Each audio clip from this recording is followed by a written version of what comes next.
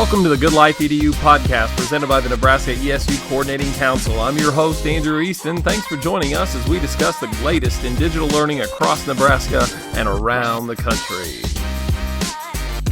All right, I'd like to welcome everybody back for another episode of the Good Life EDU podcast. And this afternoon, we're going to be talking about the Canvas Consortium with Dorianne Avey, Digital Learning Director at the Department of Education here in Nebraska, and also joined by Shara Johnson, Digital Learning Coordinator at ESU2. And so this is a conversation I've really been looking forward to having, as the Canvas Consortium is a great opportunity for districts to get tied into Canvas. And we're going to learn about Canvas today and what the consortium has available and really the backstory of this as an initiative in our state. And so thank you, Dorianne. Thank you, Sheriff, for joining us. Let's do some introductions from the top. Dorianne, can you tell us a little bit about your role at the department?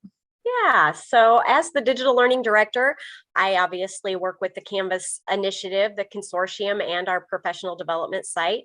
I also work a lot with all things Future Ready. So the Future Ready Technology Profile, the Future Ready Council, the Future Ready Conference, June 13th and 14th. So make sure you're there. Shameless plug.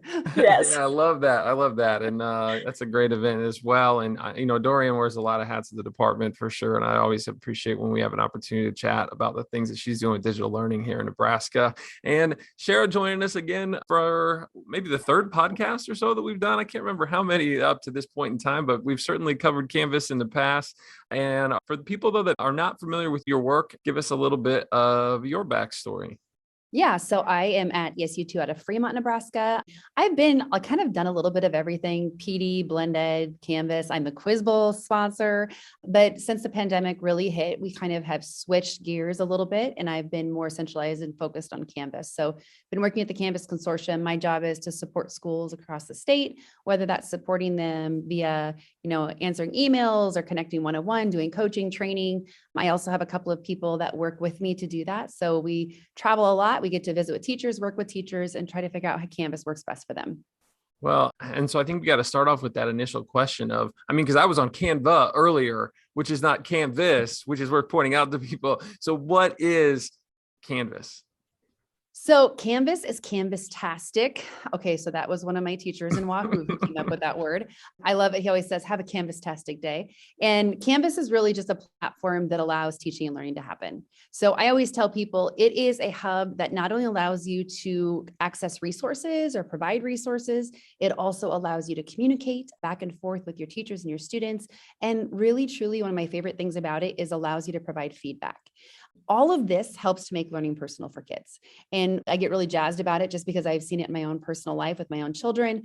It really just allows students to learn when and where it works for them in a way that works for them. And that's why I really, really love it.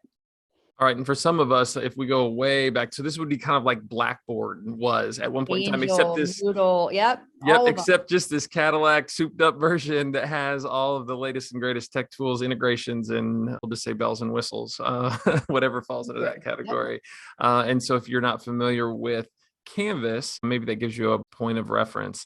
And so I know that this effort is one that's been going on in our state for quite some time to get as many districts and schools as possible onboarded at a great rate here to Canvas as their LMS. And so Dorianne, would you be so kind as to maybe give us a little bit of the backstory of the Canvas initiative here in Nebraska? Yeah, so prior to the pandemic, we had a wonderful Canvas consortium in the northeast part of Nebraska with multiple ESUs and multiple school districts participating, and they had been on Canvas and adopted Canvas a while back. In the meantime, we also had many of our post-secondary institutions moving from Blackboard, the one you mentioned, to Canvas again to modernize and upgrade what they could do. And so that was all kind of happening prior to the pandemic. And then the NDE actually had a Moodle site. It was a free site. It delivered professional development. But it was a free, I want to point out, it was free. So it didn't have a lot of bells and whistles. It had no whistles, probably very few bells. But it got the job done, and it gave us a way to provide some professional development to our pre-K educators all across the state. It gave us a way to provide some nutrition information to all of our food service staff across the state. So they were our primary users at that time. Then as the pandemic came along, we saw a huge need to find a way to simplify the system and also be able to make it a system that could share a lot more across the state and bring some equity to our K-12 students. And so, being that Canvas was the most prevalent consortium, what we decided to do was see if the Northeast Consortium would allow us to expand that consortium to a statewide initiative and allow other schools and districts to be a part. So initially in 2020, we had about 69 schools or districts, because it's non-publics and publics both participate in Canvas. And we had about 69 of them. And then we had some ESUs that also, of course, because they were helping districts that had Canvas across the state. So we had about 69 instances out there, which is pretty good. And what we decided to do was then open the opportunity for any non-public school system or any non-public district system to join in the consortium.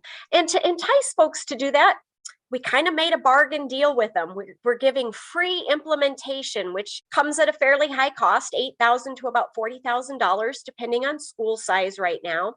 And we're giving that free. The NDE is covering those costs. And if you implement before June 30 of 2023, you will get a free implementation. And what that does is it creates your instance and it connects it with your student information system and all of your other education apps like Google and Microsoft 365 and all those other really wonderful things that are out there that teachers are using.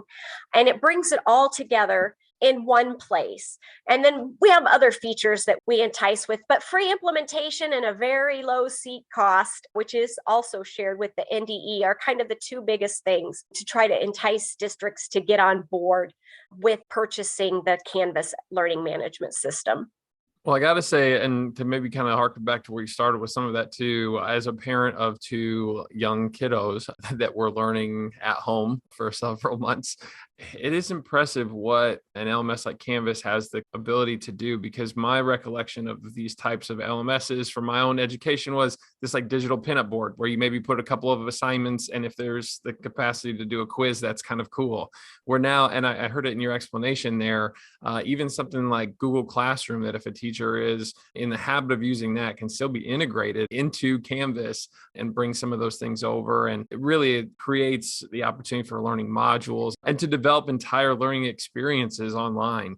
And so it is really impressive what Canvas is able to do. I love that you also got a chance to share there a little bit about, so NDE has its own instance, correct? If I'm using the terminology right. Yeah, so yep, that's correct. And so do schools. And I think it's important to also bring up, and we're talking about this ahead of the show, but share state colleges as well, right? Yeah. So all of the universities use Canvas: University of Nebraska-Lincoln, University of Nebraska-Omaha. Creighton University was one of the very first schools in Nebraska to use Canvas, along with Midland University here in Fremont, Nebraska. But the universities jumped on board: UNMC, UNO, UNL, UNK. And then our community colleges started to jump on board. So Metro, Northeast, Southeast, they've all jumped on board. And our state colleges are now starting to go that direction. Wayne State College is Canvas. But we just have a really big presence post-secondary in Nebraska, which is really nice because that provides us that PK20 experience for kids. I was standing in line. I always tell the story. I was standing in line getting popcorn at a volleyball game this fall. And I had a mom who thanked me for my work with Canvas. And I was like, why? Like, I don't get it. And her son was a freshman in college at UNO. And she was just saying that, all the other things with the pandemic caused stress. Like, he was already stressed because he didn't have any classes in person. He was already stressed because he was having to move in with people in a dorm, which I don't know why they moved in a dorm if everything's online, but whatever. There was all of these stressors, right? But she said the one thing he wasn't stressed about was he knew how to use Canvas. It was something he was familiar with, something he was comfortable with. And that just allowed him to feel comfortable. And so I think we hear that more and more, that our kids are leaving high school, they're going to college, and they're experiencing it in college. And even as a trainer of someone who goes out and work with teachers, I tell you what, these people who come out of UNL, UNO, Wayne, all of these different schools who used it as a student, who are now teachers, are the easiest teachers to train, because they are like, I got this. I know what I'm doing, because they have seen it, lived it, breathed it. And so they know what it's supposed to look like. And so we're starting to get some of that too, where we're getting these kids who have gone through college to be teachers and they've used it as a student. So they have this perception of what they think it should look and feel like, which has been super helpful as they enter the job force. So kind of full circle. Yeah, well, and you mentioned it generally there with the parent that came up to you. There's also the opportunity for a parent portal, right? For that access piece to be available through Canvas. Doreen, could you speak to that a little bit? Yeah, so a wonderful thing occurs when we provide some transparency to parents with their students' learning, right? So if you can open up the student's brain and see what was assigned that day, that would be great, but that's not possible. So instead, as a parent, what you can do is use the Parent Portal app, and from your device, your phone, your iPad, whatever you'd like to use, you can go in, sign in, and take a look at your students and see what exactly they're learning, what things are due, what things your students may or may not have turned in, and where they're kind of at. And it gives you an opportunity as a parent to have good conversations with your students about what is happening in that day-to-day life versus the replies I got from my teenagers, which was, it's fine, everything's good, Yeah, that hasn't changed. That hasn't yes. changed. So, I could actually say, hey, tell me a little bit more about this quiz you took today on isopods, and we can have conversations that are a little bit deeper. And as a parent, I can feel like I'm participating along with my student in their learning and providing supports, which we all know is really important. Like Shara mentioned, especially with the stress of the pandemic,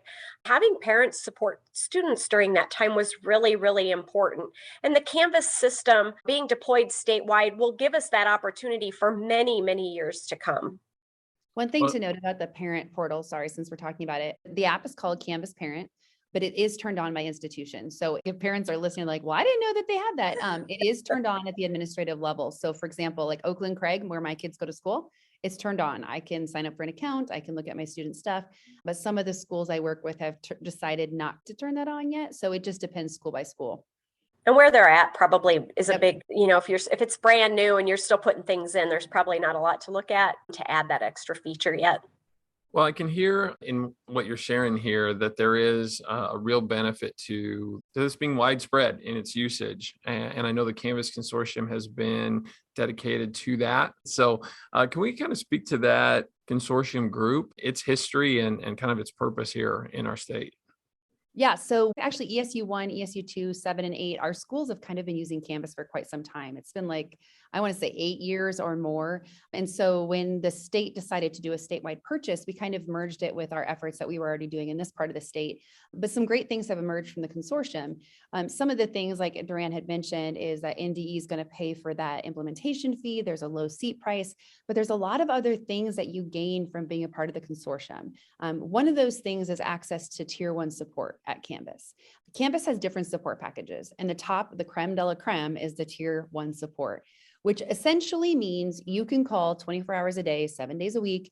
Any teacher can call. It doesn't have to just be the administrator. Anybody can call, they can chat, they have access to people around the clock. And so that is one of the advantages. Along with that, you have access to on-demand training. So we have something called the Training Services Portal. And as a part of the consortium, you can get on and you can register for different trainings. I mean, there's one about how to create a homepage. There's one about how do I create an assignment? How do I use standards in my classroom? And there's things that are subject specific, like how does Canvas work best for math teachers? So there's all these on-demand trainings that they would have access to as a part of that consortium. In addition, we provide Canvas training and Canvas support, whether that's administratively or whether that's for teachers and instructors. Our team will provide support. We come and actually travel to districts. All that we charge is just mileage. We don't charge for our time. That's all included. So all of those things are added. We also host a monthly admin meeting. And essentially the reason for that is it's a lot. I mean, let's just be really honest. Canvas is a lot. And so sometimes it's nice to have bite-sized chunks. And so we try to chunk the content out, and we do a monthly meeting where we just talk about one big idea. We also talk about the things that have changed because Canvas releases an update every month. And so we try to highlight those things that have changed in the last month as well during that monthly meeting. And that's kind of geared towards administrators or tech integrationists in our school districts. So that's kind of our audience. But then there's some other things that our Canvas team in Salt Lake City does. So they provide quarterly webinars. They have a monthly newsletter that they provide. We also do our own newsletter here at ESU2. We send out a monthly newsletter as well to our administrators. So there's a lot of little pieces, and I might be missing something. Doreen, am I missing anything? No, I think those were all really good examples. I was thinking one other thing when you were talking, there was something else. Oh, There's technical so consulting hours. So we yes. also purchased technical consulting hours, and that was kind of a solution for some of our schools that were having troubles with their integrations with their student information systems. There have been some changes over the years about how Canvas integrates with different platforms. And so unfortunately, because we don't have access to those platforms, I'm not a PowerSchool user or an Infinite Campus user. We don't have the expertise to solve some of those things. And so we've purchased consulting hours so that we can better help our schools so that they feel like they're being adequately served, because we don't have that knowledge, unfortunately. And sometimes vendors don't get back to us like we would like. So trying to connect the right people at the right time.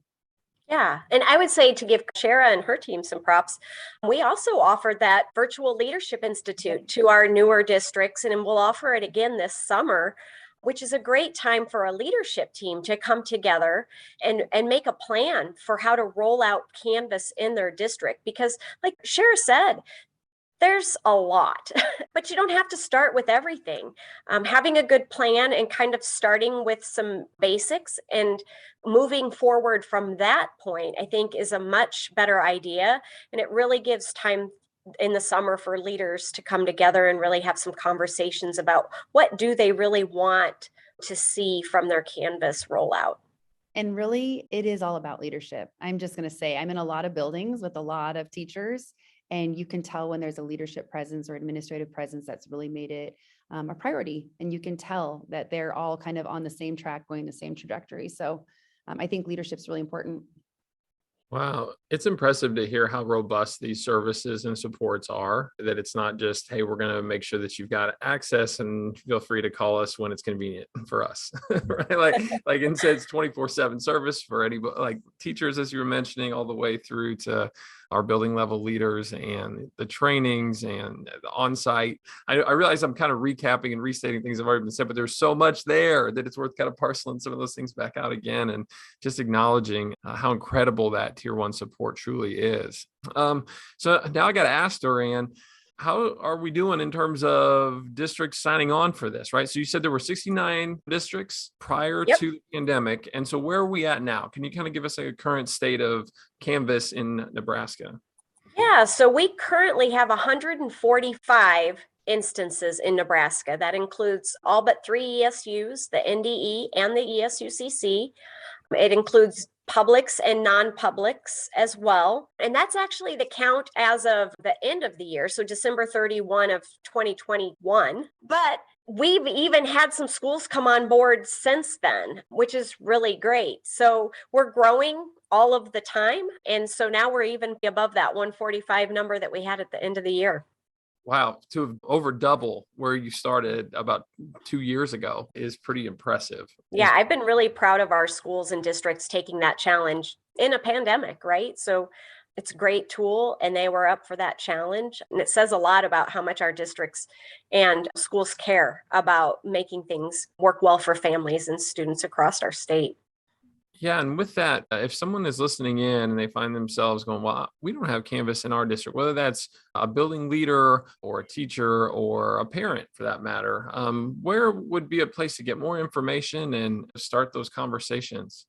Yeah, so we currently have open enrollment to do a spring implementation, which is a 6-week process that a technical team and leadership go through together to build out the original instance. So you don't need to bring your teachers along yet. It's just the time to make all of the connections and bring it on board so it's up and working and you can start to add users. You can sign up now until March 4th of 2023, and you can find the link to sign up online at the NDE website. You can search Canvas Consortium if you want to get to our page, or you can just go to the educational technology section and you'll see the Canvas Consortium. There's also some other great information for schools, teachers, or leaders that might need more information about what an LMS can truly do and costs and all of those details. Or you can just reach out to me at doran.av@nebraska.gov, and I'm happy to answer any questions and make sure we get you signed up for this spring. And then you'll have your instance ready to go in May, and you'll have the whole summer to train staff, to populate it with items, to do all kinds of wonderful things. So it's ready for you in the fall. Wow. And I'll be sure to add the link to that site in the show notes for this particular episode. So you can look there as well if that's more convenient for you. And Shara, I'm going to throw you the tough question here. Let's say that I'm a teacher and I am so comfortable and familiar with my LMS that I have been using for years. And now, just as Dorian said, there have been a lot of changes in education recently and a lot of stressors. My concern is that this is just going to be one more thing for me to get onboarded to. What has been your experience with that narrative? Because I'm sure it exists. Yeah. So typically right now where we are in time, I'm getting met with, we're going back to normal, Shara. Like life's going back to normal. I don't know that we need this. And one of the things I always tell people, I said, guess what? Canvas is not a pandemic solution. This is like an everyday solution.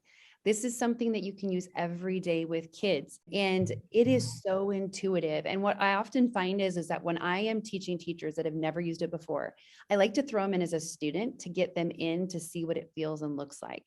And they get in there and they're like, oh, this is easy. Like it's comfortable, it's attractive. It's very intuitive to use as a student. And quickly they realize that it might be a little more robust than what they're used to. And it is, like I said before, it is a lot. It can be as much or as little as you want it to be, in all honesty. But it is a solution to meet students and kids where they are. And I always like to go back to, it makes learning personal. And I think that's what's really important. We've just gone through a pandemic, but guess what? Every day in our classrooms, we still have kids that are gone. And we still have kids that, whether even they're physically present, they might not be emotionally present, or they might not be able to focus on what we're talking about. And this is another tool that we can put in our toolbox to do what's best for kids. And I'm a little biased. I'm a lot biased, actually. I love Canvas, and most people know that about me, and it's kind of weird, actually. But I really, truly, I just think it's such a powerful tool, and it's really made a difference for my own children. I have a son who's at UNL now, and he's taking, wouldn't believe it, he's like living in a fraternity and taking all these online classes. And again, it goes back to, he's comfortable with it. Our universities have bought in. It's not going anywhere. So just encourage you to jump on board, sign up. We'd be happy to come out to your district or happy to come out to your school and train you up and work with your administrative team and get you ready to rock and roll for the fall. And just to tease, we have a lot of plans at the state level for Canvas. So some high quality instructional materials. We can share professional development across the state to meet needs like cybersecurity training for staff and things. So lots to come. So now's the time to get on board. There's never going to be a cheaper time. This is true with most things in our life, right? That's true. Thanks for putting those concerns to rest, because I do think that is a very valid place for teachers to be coming at this conversation from that lens and that perspective. And it's great to hear those sentiments from the teachers that you've been working with. And Dorian, maybe expound upon that a little bit more too. And so when you say that professional development is being delivered through Canvas, what does that look like? And you mentioned a couple courses there. Yeah, so we currently have up and running the NDE Canvas catalog site, which is something that's a product that's mostly used by post-secondary for their online course delivery. You go to the site, it's a free internet site, and you can sign up. But because we've kind of, without getting too technical, connected our back ends and we're all together as one very large Canvas entity, we can share users, including students and staff. So staff can put the PD right in their own Canvas instance that's out there. Students can get college level courses delivered to their Canvas instance. So there's a lot out there. We already have courses that will train your staff around open education resources, copyright law and fair use. There's an IEP course that just went up in January that we've already had over 4,000 teachers take, and look back at what the legislative statutes are around IEPs and things, just as a refresher, a nice quick 20-minute course. And everybody gets it and they get it when they want it and they want it delivered. So it's asynchronous, which is a great feature for busy teachers. And when we don't have a lot of substitutes to pull teachers out, this is a way we can deliver some content all across the state and share it if you want to put it independently in your own school's instance, just for your staff.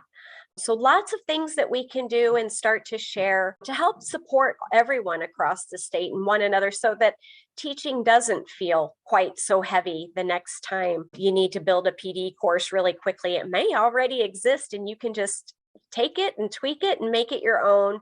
And it becomes a beautiful thing that your district can use whenever they need it. And part of that, like Dorian was mentioning about us all being connected, I don't think people really quite realize what that means, but it really means that, like, if I'm a teacher at Oakland Craig, I can take a class from NDE and I don't have to have another login and username and password. I can just go to my Oakland Craig Canvas, and that class that I enrolled in is right alongside with my 7th grade math class that I teach. So I can access all of my resources. Or if my ESU is offering a training, like right now we're doing letters training here at ESU too. And we have teachers from all over our area that are enrolled in that class.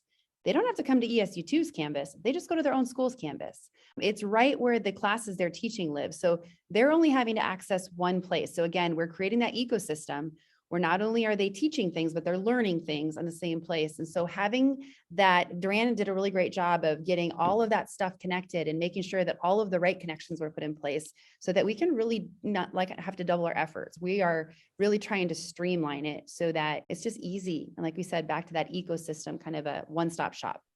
Well, and if we're talking about situational things, and if I have the opportunity to plug something, distance learning, it also has its benefits when you have a teacher that might be in one portion of the state delivering synchronous or asynchronous classes to learners on the other side of the state.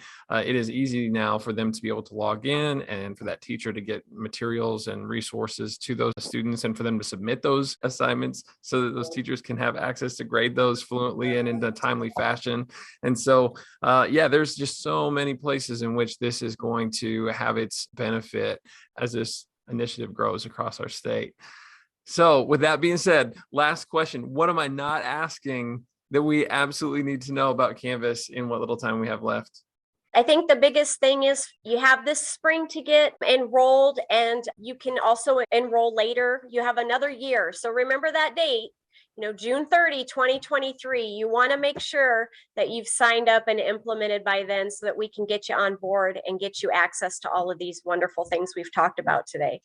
And even if you're not like, I'm not ready to have my teachers implementing, but what she's talking about is the technical implementation. Like, make sure, even if you're thinking down the road, it is a cost savings for you to implement before the 2023 deadline so that you can have the technical parts connected. You might not be ready to work with teachers maybe till that fall or whatever. That's okay. We're just talking about the technical implementation part. So if you have any questions, I would just encourage you to reach out sooner rather than later. Well, thank you both so much for your time, your advocacy and efforts with this. I can't imagine what it takes to connect the state through an LMS, but I know the two of you are hard at work in support of that on a regular basis. And thank you so much for sharing out in this format. And like Dorian said, make sure you check out the NDE website for more information. Thanks, Andrew. Thank you.